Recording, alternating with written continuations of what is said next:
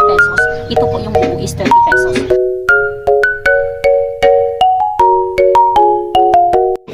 Makataratita at bili tayo ng mais. Ayan, meron silang sakap.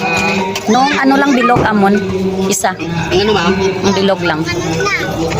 Yung mula naman ba? Oo.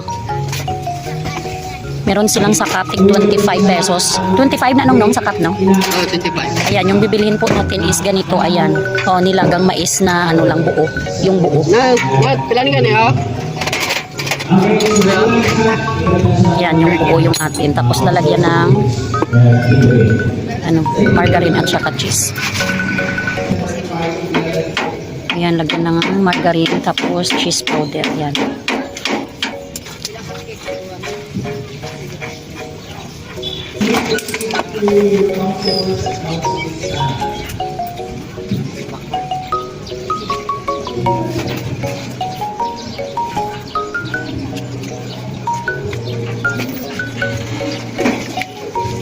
Paano? Oo ma'am. Dalam ka ba? Wala. YouTube ko mo. Thank you. Ay, kulang nung. Pila? Ay, 30. Pila? Ayan, meron kaming buo yung binili. Thank you. Oh, thank you.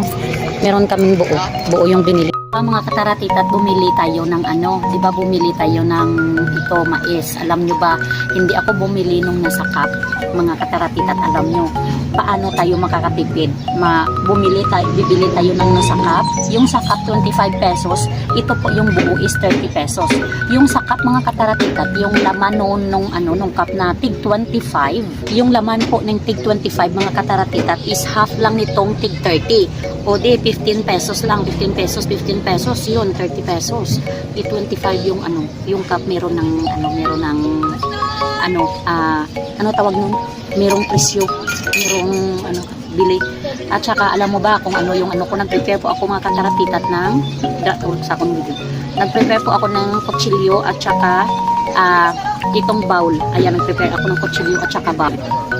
Para hindi tayo mahirapan kumain, ganyanin natin. Ayan. Para hindi tayo mahirapan kumain ito. Ayan. Para lang tayong bumili ng nasa cup.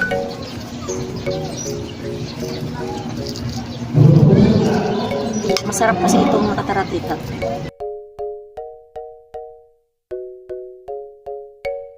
Kasi paborito po namin ito mga kataratita, itong mais na merong cheese, masarap ito. Ayun mga kataratita, yung dami nito